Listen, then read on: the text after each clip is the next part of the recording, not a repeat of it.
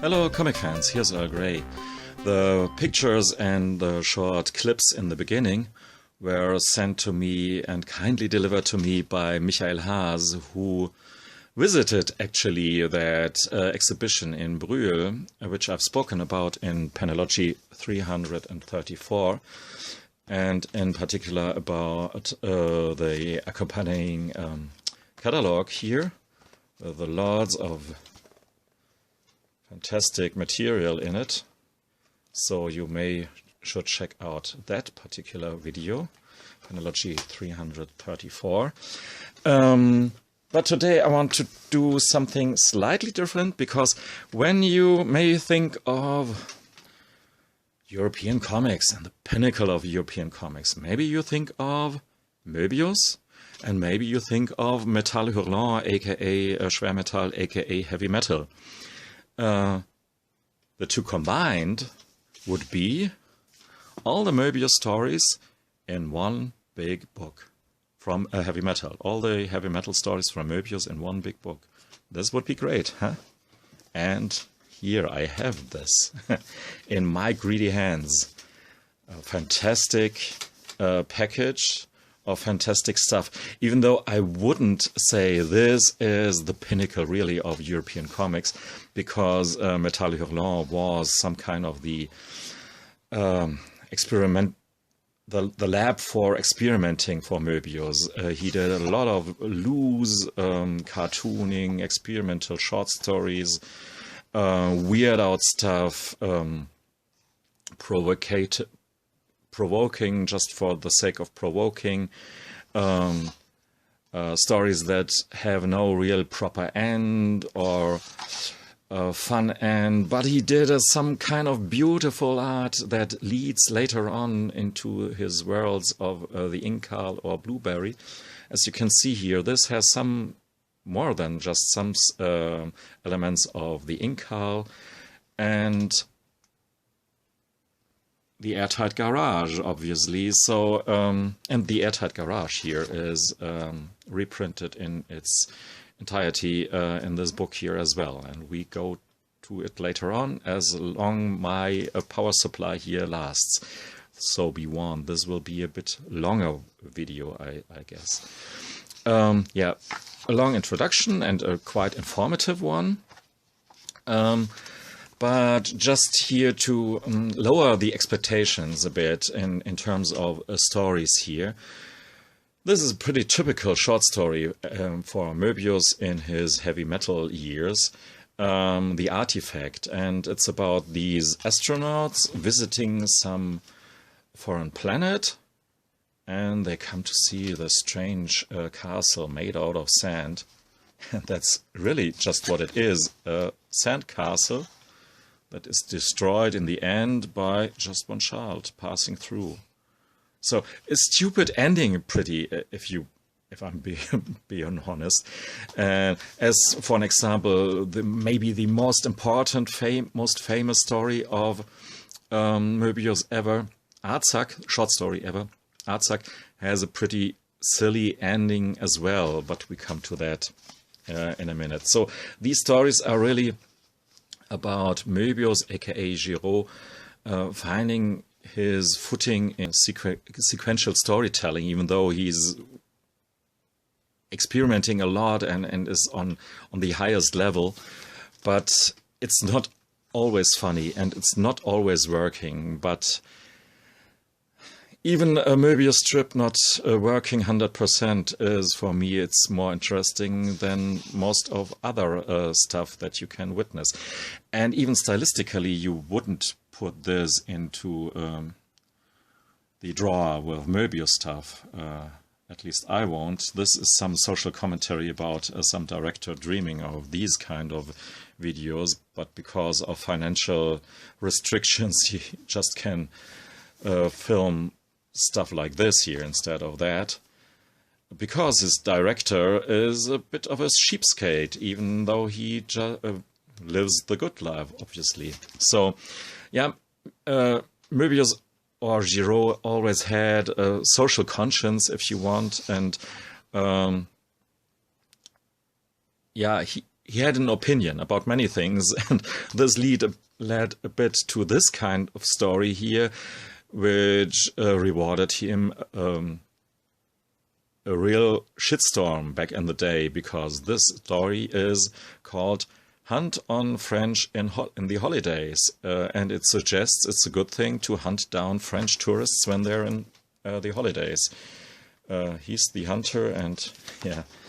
And this is, of course, a really fun satire, if you ask me, but some people way back then got it the wrong way, and they really didn't thought this was funny.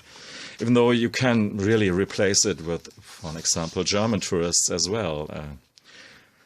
They're, yeah, to be honest, they could be hunted down as well sometimes, if you ask me. So, and we have some one-pagers here, or the fairy tale prince from Phoenixien, about this guy and his wife delivers some kind of emotions to this alien entity here. There's his wife, and she enjoys to be there, and in a very sexual way. One of the most experimental stories in the whole book here is the deviation, and it's up to you to say if it's a good one, because the story really is very strange. It's about family Giraud. Here we have Jean Giraud in his car, and they are going for some kind of picnic, encountering some strange personnel alongside the road, drawn with zillion lines, and the art is really breathtaking, even though I really can't tell you what actually is going on here, except yeah, a nightmarish trip through rural France, and they obviously had survived it, so he points out here, again with much too many words. But what happens here, for instance, as the text beneath it points out, yeah, at least the fight was very intense. Yeah, I can see that. But what happens there? It's crazy. And they meet some zombie characters alongside the road, and finally arrived at Rochelle. But I think Rochelle looks a bit differently than that here. Yeah. Really, these are panels to lose yourself in, and a panel like this here tells its own kind of story. Totally different here is this one here, social commentary on some racists trying to hunt down a guy of obviously Arabian origin, and so unfortunately you will see in the end they will succeed and in clobbering the shit out of him. And this is obviously sad, and even more sadder that all the people behind the windows just witness and stay silent. So totally different story and totally other approach to it, and very poignant, very clear in its message, if you will. Again, something totally different here with some reference to his colleague Gottlieb, who was a pretty big French artist of the time. The crazy hard-on. I don't know if I don't know to translate it differently. The crazy erection maybe, and this guy here found a way to hide this crazy hard-on. He sells little yellow flowers, and yeah, you can see he has a problem, and he really can't cope with it,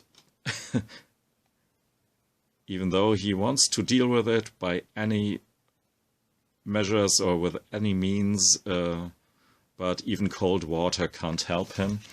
And it's a very loose story that is based on this silly premise here, while on the left-hand side we have some kind of animation style going on, or animation going on with this moebius stand-in character. If I had more time, I could do some animation sequence out of this here. But I'm pretty sure if you will search the internet, you will find some guy before me. Right, here. That's what's inside the egg here, Mr. Moebius himself, I guess.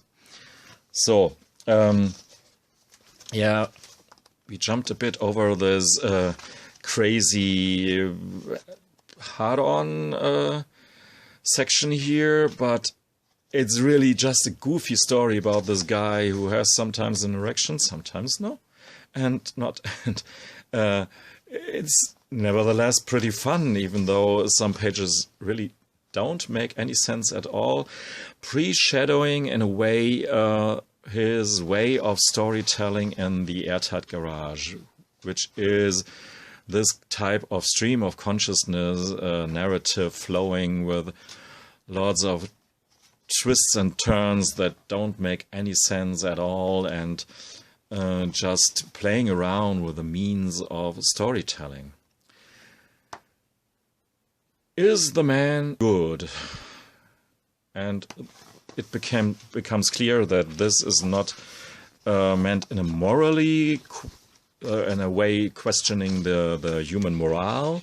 You can see the meaning of it in the end, because this alien entity here, which has lots of Moebius influence, if you ask me, in it, it spits out the human that it has swallowed before, because it obviously isn't good. It didn't taste good. So here we have some interview with our Moebius guy, Giro guy. Are you ready for the interview? Just a second, and he has to put on his mask, or his mask. So this is some kind of proto inside Moebius stuff.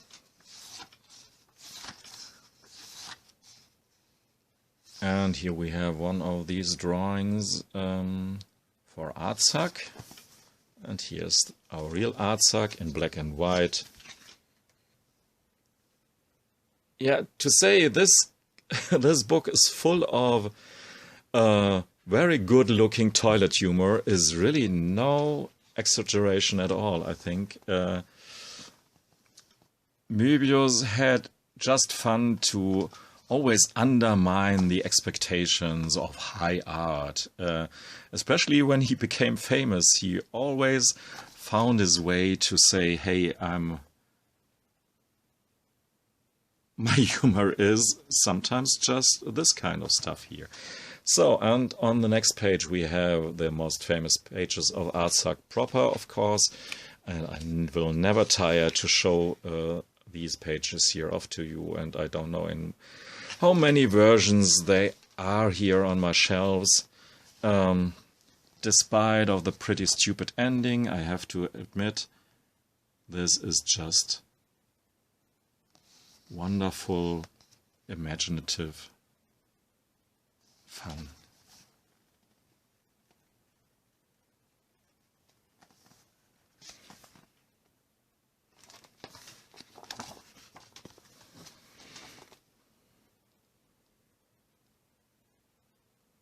Visually, I think this can't be just topped. If someone in 200 years or so, and 1000 years, wants to explore why all the people were so obsessed with funny books. Just show them these pages here without words, and he or she will get it, I'm pretty sure. Maybe they will think, did these creatures really exist one day or another? Did they fly around with these kind of creatures? I don't know. So, and here's some kind of continuation that you should know as well of Arzach.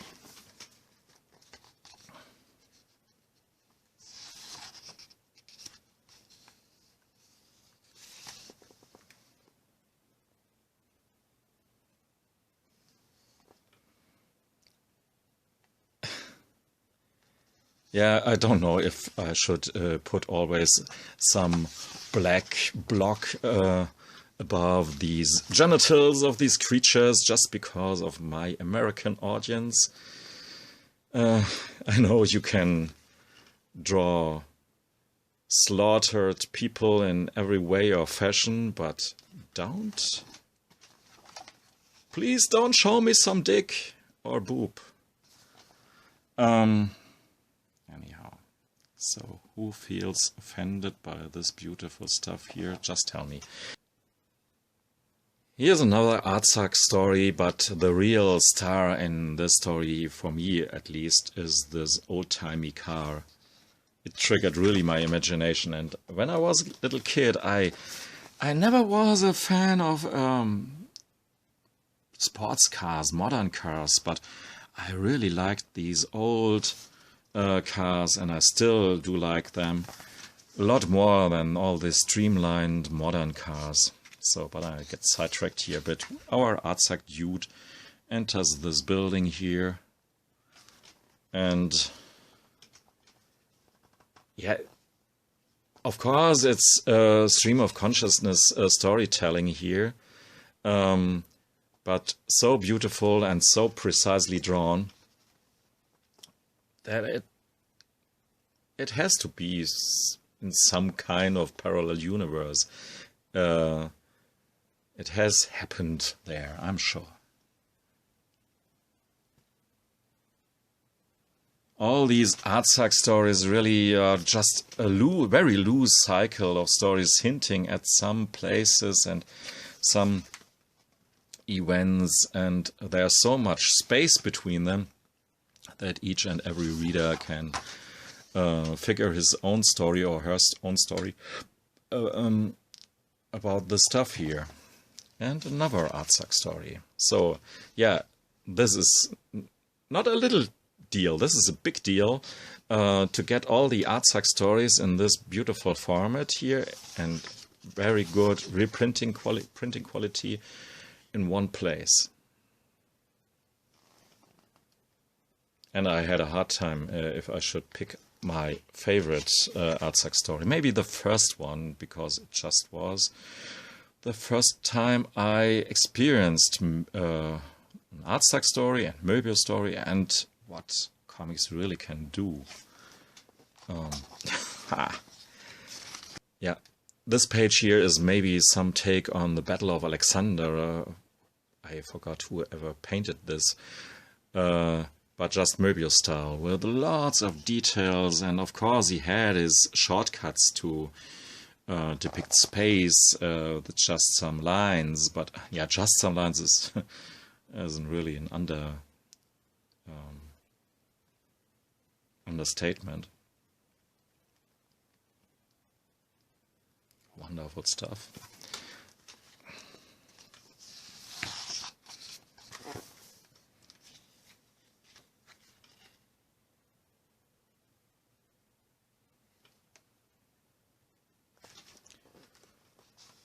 And another story of Arzach, always written differently, as you can see here, and in a different art style, as moebius used a lot of different art styles, actually. Usually you will be told that there are these two art styles in Blueberry. He uses the brush. Here it's more about the clean line work here. But it's mind-boggling how much he experimented with different lines and coloring, of course, because this color here is, in case I'm not wrong, usually his own coloring. And sometimes he worked together with Drouillet, as you can see here, clearly one of his partners in crime in heavy metal, one of the co-founders of heavy metal, as Moebius obviously was. And you don't have to be a comic historian to see here the hand of Drouillet or the influence of Drouillet. So you turn the page and some crazy cartoony, on today's standards maybe a bit sexist story, but I really like this short story about this guy trying to build a female robot who suits his needs, but she couldn't care less about her creator here, obviously.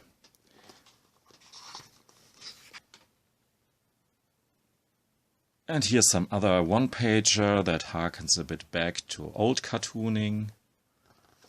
And yeah, Moebius really didn't know any borders about his interests or his the means to tell a story. He always tried everything that came to his mind. So this is what I really do like about this book here. It's a sketchbook in terms of storytelling, in a way.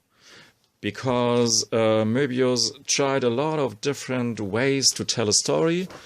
And if it worked well, then it's great. And if it didn't work, it's also great. We publish it anyway.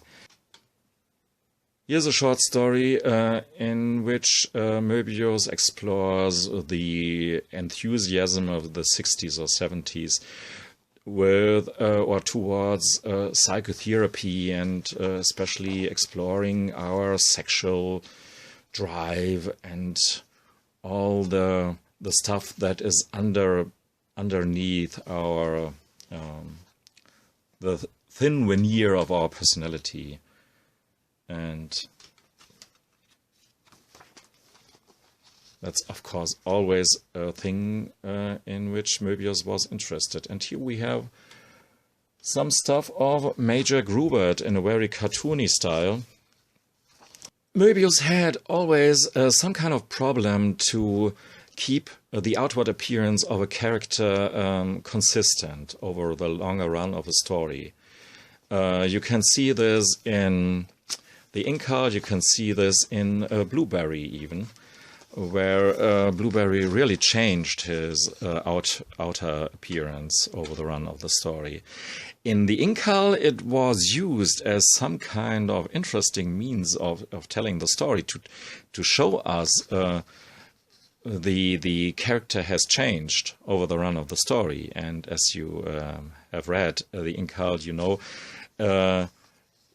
in the beginning, he is some kind of douchebag, but somewhere in the middle of the story, he turns into a hero, kind of hero, and then back again. So this is reflected, sort of, in Moebius' inability to draw a constantly same-looking dude. Here we have Major Grubert and Jerry Cornelius in the Airtight Garage. One of my favorite stories, despite of being, or maybe just because, it's such a weird story with all lots of loose ends and sudden changes and implications that aren't followed, and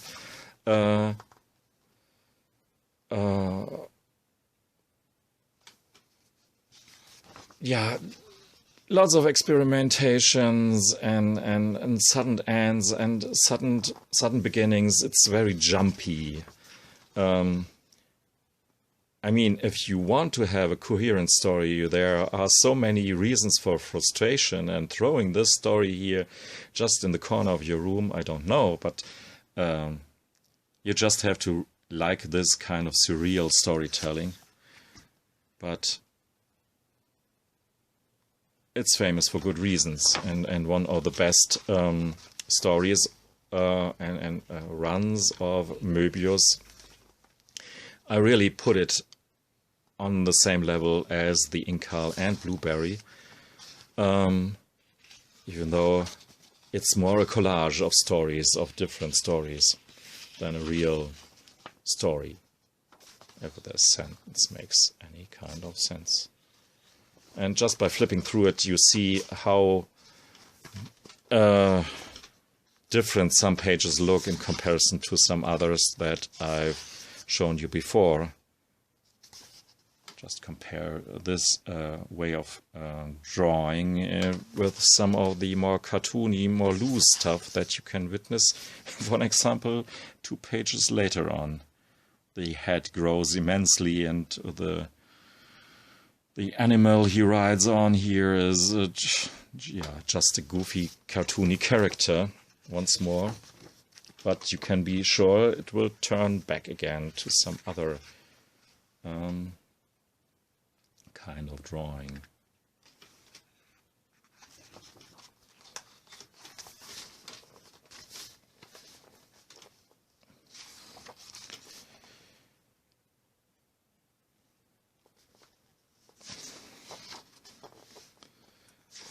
So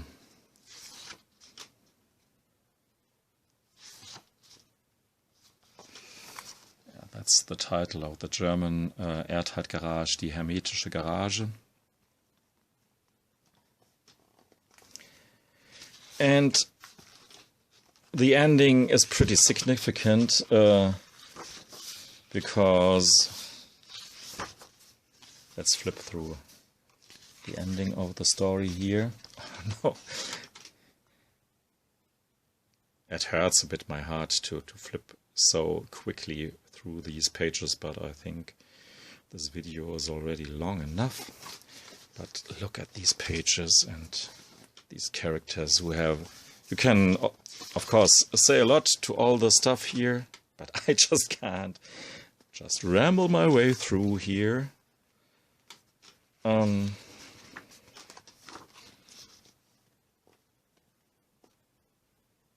But I figured, hey, in these harsh corona times, just give the people some stuff to look at. Look at that here. He always looked like this guy from the Swiss pop band, pop outfit Yellow to me. So, but let's see if we can't find the ending here. This cosmic hairdryer here is not bad either. Wait a second.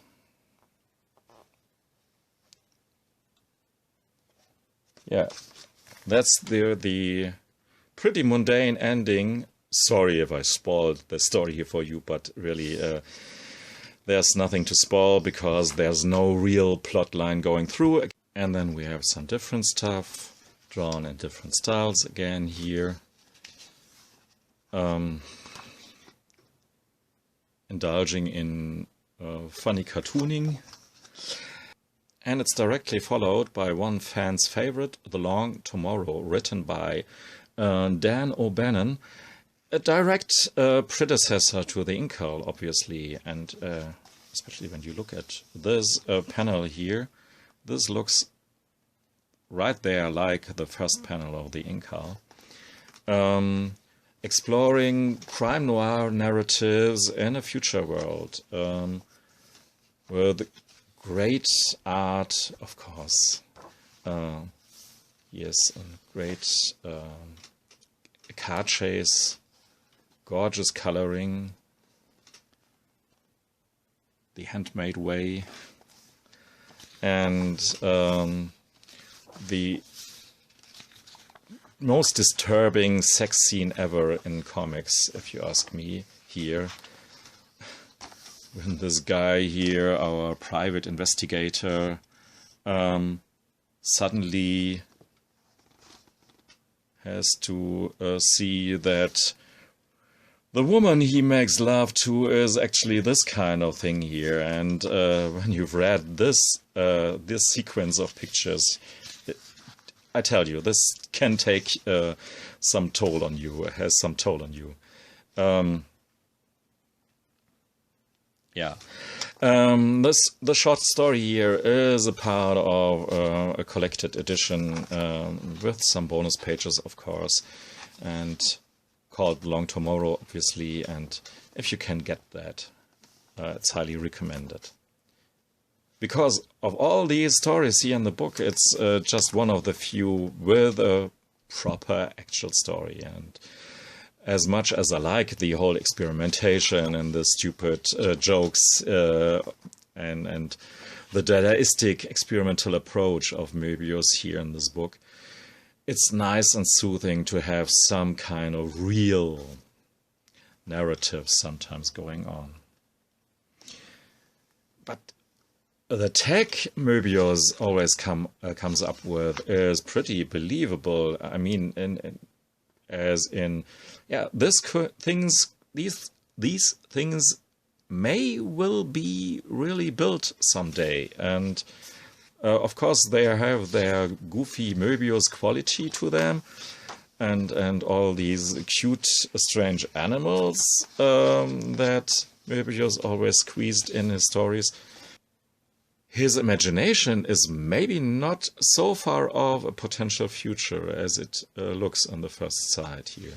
And he's, of course, a master in storytelling without words. Like in this story here called The Absolute Control, or Absolute Control. Creating this nightmarish yet pretty concrete sequence of events on the paper.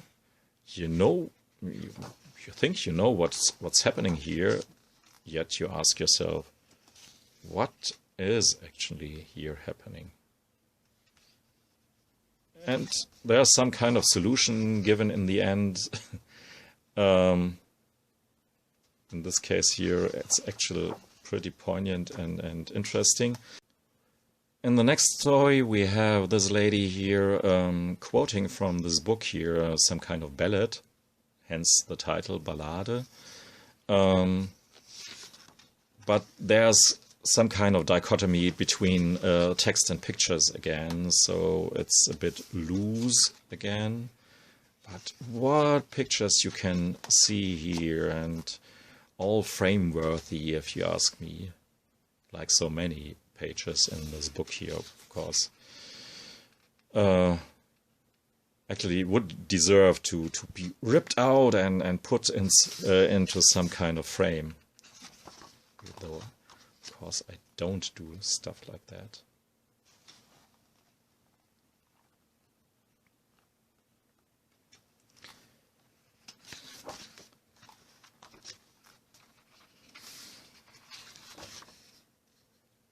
And yeah, just again, one of these instances where you flip the page and it's a different art. It's still clearly Moebius, but for an example, the colors here, the color scheme and the way of coloring is way different. This called as a Black Thursday, about these guys playing some kind of silly game, but it's over after two pages. And then there's a short story about the apple cake, about this little girl here growing up and having some fantasies. And one of these astronauts or fantasy fighters out there on a strange planet stories, which is actually not always so far off the Blueberry world. I mean, in this case, it's art-wise a totally different thing. But of course, when you read Blueberry after you have read some story from Moebius, some stuff looks familiar to you. Because, yeah, foreign planets, different planets, look sometimes very much like the wild western world in Blueberry.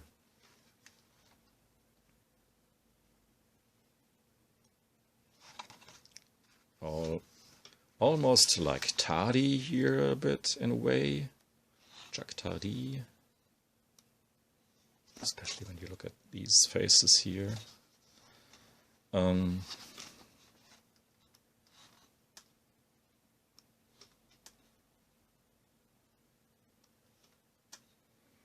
Yeah, we're coming slowly but surely, we come to the end of this beautiful book here.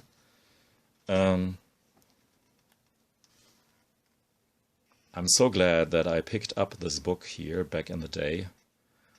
It had cost a fortune, I had to say. I guess it was around 100 euros, but so worth it.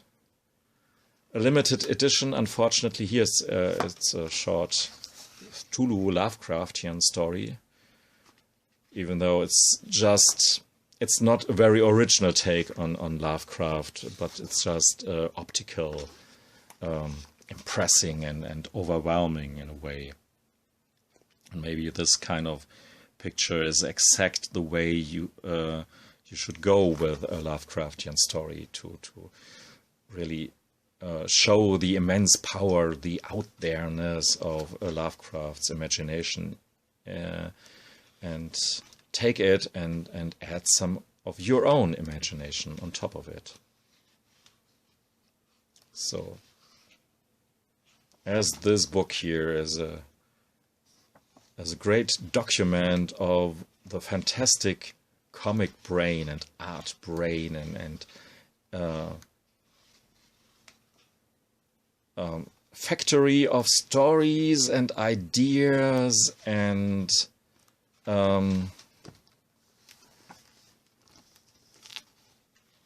hallucinations and nightmares that is or was Moebius. I mean, in my opinion, he still lives on in our brains. And